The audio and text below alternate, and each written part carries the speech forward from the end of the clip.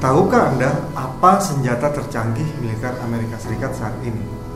Tentu jika mendapatkan pertanyaan ini, secara wajar pikiran kita akan mengarah kepada drone MQ-9 Reaper, kemudian tank tanpa awak yang mematikan yaitu Black Knight, kemudian juga laser weapon Avenger, kemudian robot perang mematikan MMARS atau Modular Advanced Armed Robotic System, dan tak ketinggalan pesawat Superjet F-35 yang memiliki kecepatan 2000 km per jam. Pendapat-pendapat tersebut tentulah tidak salah. Namun semuanya itu hanyalah objek atau sarana yang diawaki oleh manusia-manusia atau organisasi-organisasi militer yang ada di belakangnya untuk mencapai tujuan tertentu. Nah, pertanyaannya, bagaimana dengan manusia ataupun organisasi militer itu sendiri? Bagaimana merakit manusia dan organisasi militer untuk menjadi selaras dengan tugas pokok sehingga menimbulkan dampak penetrasi yang besar bagi keberhasilan tugas? Dan seiring dengan perkembangan dunia yang semakin kompleks, bagaimana mendesain prajurit dan organisasi militer yang mampu untuk adaptif terhadap berbagai perubahan yang terjadi di lingkungan strategis saat ini? Jawabannya adalah Mission Command.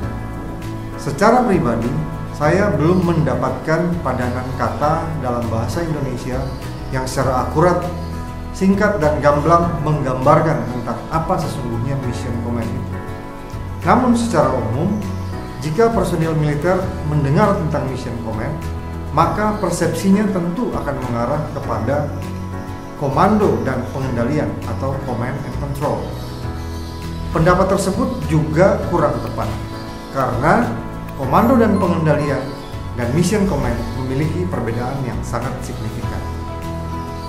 Dalam episode kali ini, dengan segala kerendahan hati, kami akan coba untuk mengulas satu persatu tentang apa sebenarnya itu mission command, dan mengapa Mission Command dianggap begitu penting dan berperan dalam keberhasilan penugasan maupun teknik, taktik, dan strategi berperang negara Amerika Serikat atau Angkatan Bersenjata Amerika Serikat saat ini. US Army atau Angkatan Darat Amerika Serikat mengimplementasikan Mission Command dalam organisasi dan penugasannya karena satu alasan, yaitu kecepatan. Untuk memperjelas, saya akan menjelaskan perbedaan Mission Command dan CODAL atau Command and Control sebagai berikut. Dalam CODAL, seorang pemimpin mengeluarkan perintah operasi atau PO dan meyakinkan bahwa perintah operasi tersebut dijalankan, dimengerti, dan dijalankan oleh anggotanya.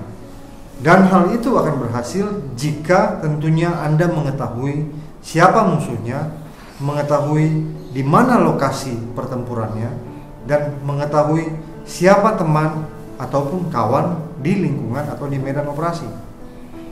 Pengembangan doktrin dan taktik serta strategi Angkatan Darat Amerika Serikat pada era 80-an dan 90-an berhasil dengan menggunakan konsep ini ketika melawan Uni Soviet dengan ancaman yang bersifat konvensional. Ketika itu, mudah mengenali kawan, mudah mengenali siapa lawan kita dan bagaimana akan bertempur, serta mudah mengetahui serta memprediksi lokasi terjadinya pertempuran tersebut, dan juga ancaman apa yang mungkin akan timbul selama melaksanakan pertempuran atau menjelang pelaksanaan pertempuran. Musuhnya jelas saat itu adalah Uni Soviet dan kekuatan pendukungnya. Lokasinya tentunya berada di Eropa, Amerika Serikat beserta sekutunya yang sebagian besar di Eropa, kemudian melawan Uni Soviet di sisi bagian dunia lainnya. Kemudian koalisinya atau temannya atau pasukan tetangganya pada saat itu jelas, yaitu negara-negara NATO yang juga merupakan koalisi dari pihak Amerika Serikat untuk membantu melawan Uni Soviet. Seperti inilah gambaran yang akan terjadi di medan tempur. Komando dan pengendalian yang dilakukan oleh komandan batalion atau Danion kepada para danki satuannya dan sebaliknya. Contoh, Danki A melaporkan kepada Danion untuk maju ke DP Aju. Kemudian Danion menjawab melalui alat komunikasi bahwa diterima dan Danki A dipersilahkan maju ke DP Aju. Kemudian dengan mudahnya juga komando dan pengendalian Danion kepada danki yang lain, sebut saja danki B, untuk melaksanakan penyergapan kepada musuh di koordinat sekian. Maka danki B pun akan menjawab dengan mudah dan melaksanakan penyergapan Gopok di koordinat sekian. Selanjutnya danki C juga meminta Banten kepada Danion untuk menetralisir musuh di koordinat sekian. Maka tentunya Danion akan memerintahkan Baterai Armet untuk memberi Banten kepada Kompi C di koordinat sekian dan seterusnya. Di sini terlihat jika Anda mengetahui siapa musuh Anda, siapa kawan Anda, maka kontak atau kodal sudah cukup. Komando dan pengendalian itu sudah cukup menjamin kecepatan pengambilan sebuah keputusan yang berimplikasi kepada berhasilnya suatu penugasan. Dan jangan salah, proses tadi merupakan proses yang tidak mudah alias kompleks. Oleh karena itu, mengapa kita harus berlatih di pusat pendidikan militer dan punya pentahapan latihan melalui program latihan standarisasi atau proglatsi. Kita harus sering berlatih untuk mensinkronkan Banten, kemudian pergerakan pasukan, taktik dan prosedur, serta hal-hal lain di dalam pelaksanaan pertempuran itu sendiri. Namun sekali lagi, dalam hal-hal tersebut kita berfokus kepada musuh, lokasi, dan bertempur bersama pasukan yang kita ketahui. Di lain pihak, ketika perang di Afghanistan dan Irak terjadi, nah, konsep ini memerlukan konsep baru dari kepemimpinan pasukan, yaitu mission command. Ketika para danki dan Danion ataupun danbrik dari pasukan Amerika ditempatkan di Irak dan Afghanistan, mereka tidak mengetahui siapa sebenarnya musuh mereka. Kemudian mereka juga tidak mengetahui lokasi penempatan mereka, lokasi di mana mereka bertugas, yang bahkan tidak ada di peta, kemudian tidak terjangkau GPS, serta pasukan-pasukan yang beroperasi di lapangan tidak saling mengetahui teman atau pasukan tetangga karena ketidakmampuan alat komunikasi untuk mengcover daerah penugasan yang berbukit kapur, di mana seperti kita ketahui medan penugasan yang memiliki jarak yang sangat rapat antara vegetasinya ataupun perbukitan kapur itu akan dapat menyerap gelombang elektromagnetik dari pancaran alat komunikasi sehingga mengganggu terjadinya komunikasi di antara organisasi militer yang berperan di lapangan. Situasi yang terjadi di lapangan saat itu dapat digambarkan sebagai berikut.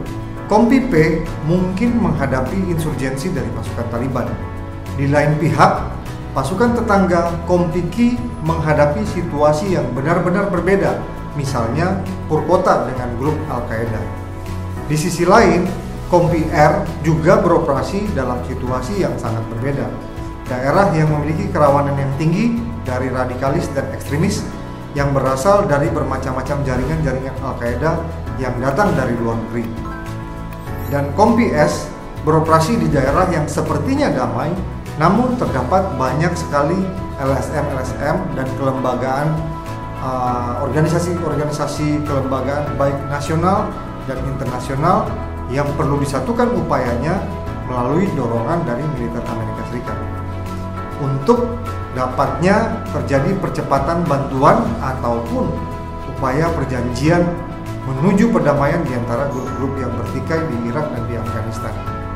Nah, di sini dapat dilihat bahwa keempat kompi ini benar-benar menghadapi situasi yang sangat berbeda, ancaman yang sangat berbeda, dan bahkan tugas yang berbeda pula.